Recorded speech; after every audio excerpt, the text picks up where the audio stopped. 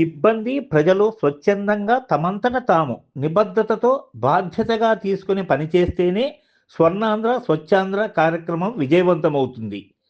స్వర్ణాంధ్ర స్వచ్ఛాంధ్ర కార్యక్రమంలో పాల్గొనడానికి APSRTC Nellore zonal chairman Shri Sannapureddy Suresh Reddy garu Prakasam జిల్లా పర్యటనలో భాగంగా తేదీ 20/12/2025 శనివారం పొదిలి ఆర్టీసీ డిపోకి చేరుకున్నారు. RTC regional manager Shri G Satyanarayana garu, BJP జిల్లా అధికార ప్రతినిధి శ్రీమతి బెల్లంకొండ విజయలక్ష్మి గారు, మార్కాపురం నియోజకవర్గ BJP incharge Shri PV Krishnarao గారు, Podili RTC depot manager Shri V Shankar గారు ఘన స్వాగతం పలికారు. ముందుగా డిపోలో శ్రీ సురేష్ గారు బస్సులను పరిశీలించి శ్రీశక్తి పథకం అమలు జరుగుతున్న తీరుతిన్నుల గురించి ప్రయాణికులతో మాట్లాడి అభిప్రాయాలు తెలుసుకున్నారు. తదుపరి ఆర్టీసీ డిపో ఆవరణలో స్వర్ణాంధ్ర స్వచ్ఛాంధ్ర కార్యక్రమంలో భాగంగా సమావేశం ఏర్పాటు చేశారు. ఈ సమావేశానికి RTC regional manager Shri G Satyanarayana garu అధ్యక్షత వహించారు.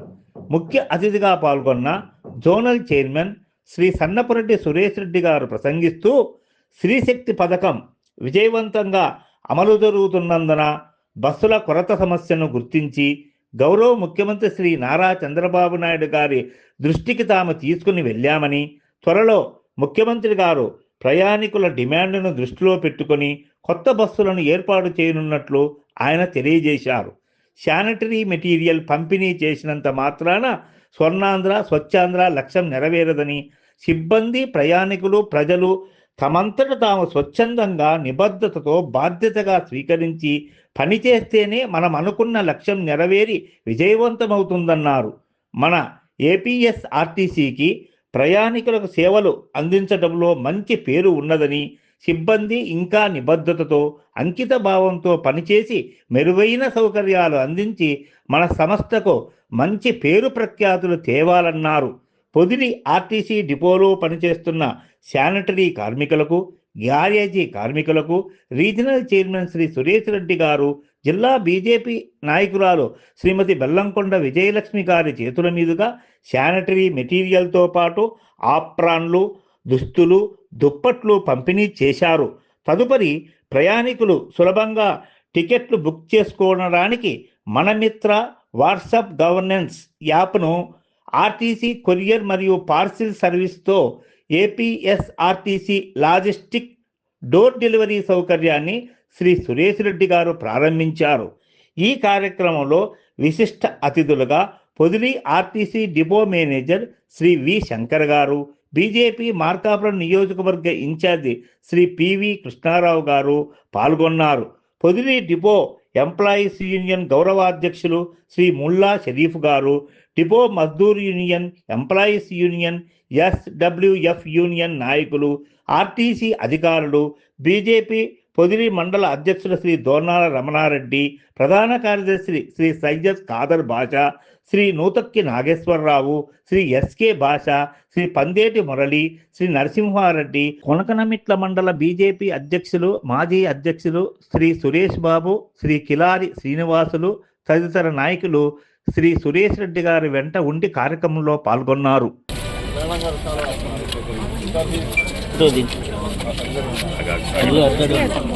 మేడం చూడండి మేడం మేడం భారత్ మాతా కే భారత్ మాతా కే వందే వందే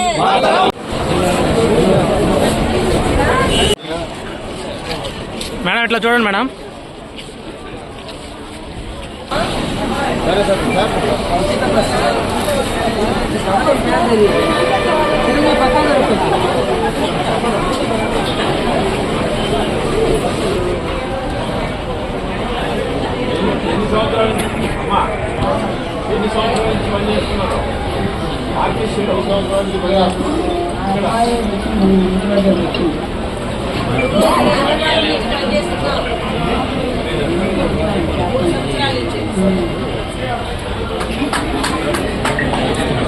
జాఫలాపురం చిన్న విలేజ్ సార్.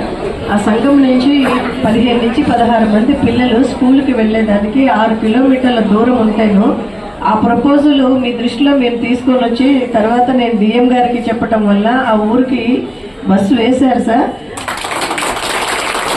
చాలా సంతోషపడుతున్నారు. అప్పుడప్పుడు స్ట్రెంత్ తగ్గితేను మాకు గిట్టుబాటు కావట్లేదు అంటున్నారు. అది కానీ అది లేకుండా చూడమని చెప్పండి సార్.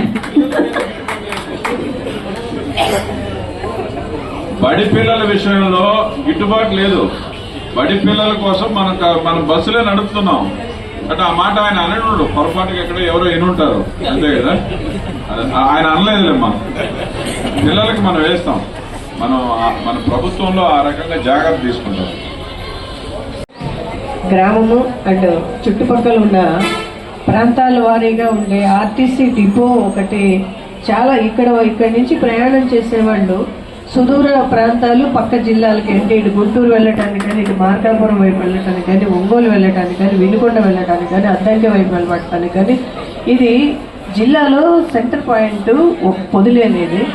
ఈ ప్రాంతంలో ఎక్కువ బస్సులు వాస్తవంగా అయితేనూ అడుగుతున్న విషయం ఇప్పుడు ఇక్కడ ఉన్న వాళ్ళు కొంతమంది అడుగున్నారు. ఈ ఉన్న బస్సులు సరిపోవటం లేదు, ఎక్కువ బస్సులు కావాలి అని అన్న విషయంలో కూడా దృష్టిలో ఉంది ఇది గవర్నమెంట్కి. కాబట్టి ఇక్కడ ఆర్ఓ ప్లాంట్ ఒకటి రిపేర్ ఉందని లాస్ట్ టైం కూడా చెప్పుకున్నారు. కాశింబి తర్వాత సునీత,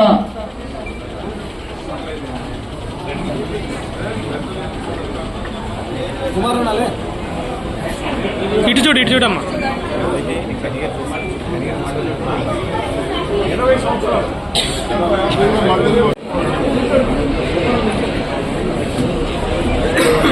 అందరికీ స్వాగతం అండి. మా ప్రియతమ గౌరవ జోనల్ చైర్మన్ గారు ఈరోజు మా డిపోకి రావడం మాకు ఎంతో ఆనందం. ఈరోజు సార్ వచ్చినటువంటి ముఖ్య కారణం శానిటరీ పరికరమాల పంపిణీ. బస్సు మేము చేసేటువంటి మా సౌకర్యాలని, మా బస్సులో ఉన్నటువంటి శుభ్రతని, మా బస్ స్టేషన్ ఉండేటువంటి టాయిలెట్స్ని, మా గ్యారేజీ సిబ్బంది చేసేటువంటి బస్సుల మెయింటెనెన్స్ గురించి ఇక్కడ మాట్లాడటం జరుగుతుంది. వారు ఈ కార్యక్రమానికి ఇచ్చేసినందుకు ముందుగా స్వాగతం, నమస్కారాలండి. ఇప్పుడు మా రీజనల్ చైర్మన్ గారు మాట్లాడు. సర్వీస్లో ఒకటి వయా దర్శి మీదకి ప్రారంభించడం జరిగింది సార్. ఇవి కాక మనకి పల్లెల సెక్టర్ నుంచి రిమైనింగ్ బస్సులు మేజర్గా దొనకొండ, ఇటువైపు వచ్చేపటికి గంగవరం, ఇవన్నీ కూడా తిరుగుతాయి సార్. ఇక్కడ ఒక గమ్మత్తైన విషయం ఏంటంటే సార్, స్త్రీశక్తి పథకం తర్వాత స్త్రీశక్తి పథకానికి ముందు పొదిలి డిపో, స్త్రీశక్తి పథకం తర్వాత పొదిలి డిపో అనేది మనం మాట్లాడుకోవాలి సార్. ఎందుకంటే స్త్రీశక్తి పథకానికి ముందు పొదిలి డిపోలో ఇప్పుడు లాసులతో ఉంది, ఓఆర్ తక్కువ ఉంది, అది తక్కువ ఉంది, ఇది తక్కువ ఉందని ఇక్కడ ఉన్న డిపో మేనేజర్లు కానీ, ఇక్కడ ఉన్న ఎంప్లాయీస్ కానీ, అసోసియేషన్స్ కానీ ఒక రకమైన నిర్లిప్త భావం ఉండేది సార్. ఎప్పుడైతే స్త్రీశక్తి పథకం వచ్చిందో ఈ జిల్లాలో ఉన్న 5 డిపోల్లో ఇది మొదటి జరిగిపోతుంది. 1000 రూపాయలు ఉన్నటువంటిది ఇక్కడ నుంచి హైదరాబాద్కు ఒక 500 ఉంటే వాళ్ళు 5000 కూడా తీసుకుంటారు. కానీ మనం తీసుకోగల, మనం ఎంత రద్దీ ఉన్నా సరే మనం ఒక పద్ధతి ప్రకారంగా సామాన్య మధ్యతరగతి ప్రజలకి సేవ చేస్తున్నటువంటి సేవా సంస్థ ఆర్టీసీ అని చెప్తాను. ఇందులో అతిశయోక్తి ఏమైనా ఉందా? లేదు. అందువల్ల సోషల్ రెస్పాన్సిబిలిటీ, సిఎస్ఆర్ ఫండ్ కానీ సమాజం కానీ ఎవరికి ఇవ్వాలా? ఎవరైతే సేవ చేస్తున్నారో అలాంటి సంస్థలకు ఇవ్వాలా. మనం అక్కడ వస్తువులు ఏ రకంగా పెట్టుకున్నాం, కార్యక్రమం ఏ రకంగా చేసాం అనేటువంటిది వాళ్ళకి అవగాహన రాలే. ఈ రోజు మనం ఇంత పెద్ద పట్టు వాతావరణంలో వందల వేల సంఖ్యలో ప్రయాణికులు వస్తున్నటువంటి ఈ డిపోలో ప్రజలందరి సహకారం కూడా మనం కోరుకుంటున్నాం. ఎందుకని ఈ ఆర్టీసీ యొక్క పొదులికి సంబంధించి చాలా మంది వ్యాపారస్తులు, వ్యాపార కేంద్రం కూడా పొదిలి. అలాంటప్పుడు ఎంతో మంది మనకి ఇవాటి కూడా ఆంధ్రప్రదేశ్ రాష్ట్రంలో 1977 నుంచి నేను రాజకీయాలు ప్రత్యక్షంగా పరోక్షంగా చూస్తున్నా. ఇంతవరకు కూడా ఆర్టీసీలో నీతి, నిజాయితీ, క్రమబద్ధం కలిగినటువంటి డెడికేషన్ సంస్థ ఏదైనా ఉండేది ఒక ఆర్టీసీ. ఏం లేదు. దానికంటూ కొన్ని కొలమానాలు ఉంటాయి, పద్ధతులు ఉంటాయి. నేను చెప్పిన వెంటనే అన్ని జరిగిపోవు. కాబట్టి ఎవరికి ప్రమోషన్లు, డిమోషన్లు నేను చెప్తే ఈరు, దానికి ఒక పద్ధతి, సిస్టమ్ ఉంటుంది. కాకపోతే 2 నెలలు జరిగేది 1 నెలకు ఎప్పుడో జరుగుతుంది నేను కూడా చెప్తే. కాబట్టి అంత పోటీ పడాల్సిన అవసరం లేదు.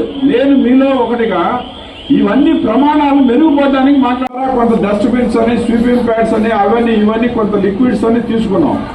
ఇంకా చేయాల్సింది చాలా ఉంది.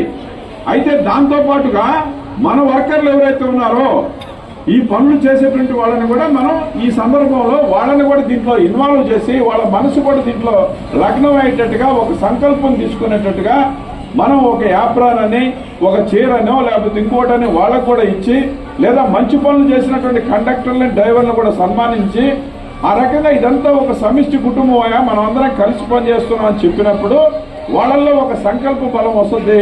ఈ యొక్క స్వచ్ఛ ఆర్టీసీ యజ్ఞం విజయవంతం అవుతుంది. అవునా కాదా? చివరగా ఒక మాట చెప్తా. మన తాత కాబట్టి ఈ స్త్రీశక్తి పథకం వచ్చిన తర్వాత అనూహ్యంగా మన ఓఆర్ పెరిగింది, మన సేవ పెరిగింది. కాబట్టి మనం దీనికి అనుగుణంగా మనం ప్రజలకు మెరుగైన సౌకర్యాలు ఇవ్వడంలో మన వంతు పాత్రను మనం నిర్వహించాలా. అది సార్ ఇదేం చేయగలం సార్, మనకు ఉండింది అదే, వచ్చింది అదే, అయ్యే ఫ్యాన్లు, అయ్యే కుర్చీలు, అయ్యే దానికి కారణం మనం. అందుకని ప్రభుత్వం ఏదైతే మన మీద విశ్వాసం పెట్టిందో చాలా కష్టం ఉంది. ఇవాళ మన డ్రైవర్లు, మన కండక్టర్లకి, మన ఆఫీస్ స్టాఫ్కి చాలా ఇబ్బందులు ఉన్నాయి. ఆ ఇబ్బందులు ఉన్నప్పటికీ కూడా మనం